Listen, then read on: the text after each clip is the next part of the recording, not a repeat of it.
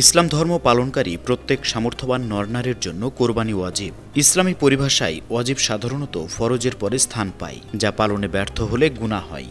ওয়াজিব কাজগুলি হলো সেগুলি যা পালন করা উচিত, কিন্তু ফরজের মতো বাধ্যতামূলক নয়।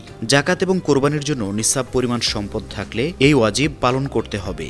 তবে জাকাত আদায়ের জন্য সম্পদ পুরো 1 বছর থাকার বিধান রয়েছে, কিন্তু কোরবানির নিসাবের ক্ষেত্রে বছর অতিক্রম করার শর্ত নয়, বরং জিলহজ মাসের 10 তারিখ ফজরের পর থেকে 12ই জিলহজ সূর্যাস্তের মধ্যে যে কোনো সময় নিসাবের মালিক হলে তার উপর কোরবানি ওয়াজিব হবে। বছর অতিক্রম হয়েছে কি হয়নি তা দেখা হবে না।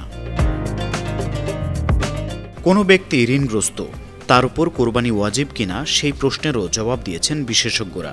ইসলামী শরীয়ত অনুযায়ী নিসাব পরিমাণ সম্পদের মালিক যদি কোরবানির দিনগুলোতে সাময়িক ঋণগ্রস্ত থাকেন, যা পরিশোধ করে দিলে তার কাছে প্রয়োজনের অতিরিক্ত নিসাব পরিমাণ সম্পদ বাকি থাকে না, তাহলে তার উপর কোরবানি ওয়াজিব হবে না।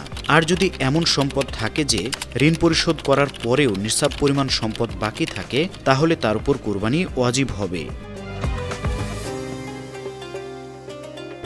টাকা পয়সা, সোনা রূপা, অলংকার, বসবাস এবং খোরাকের প্রয়োজনীয় নয় এমন জমি, প্রয়োজনের অতিরিক্ত বাড়ি-গাড়ি, ব্যবসায়িক পণ্য, অপ্রয়োজনীয় সব আসবাবপত্র বিবেচনা করে কোরবানির নিসাব নির্ধারণ করা হয়। নিসাব একটি ইসলামী শব্দ।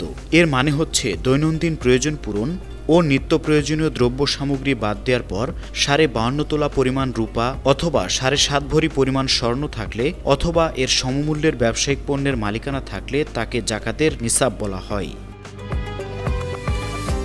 News desk, 52 TV.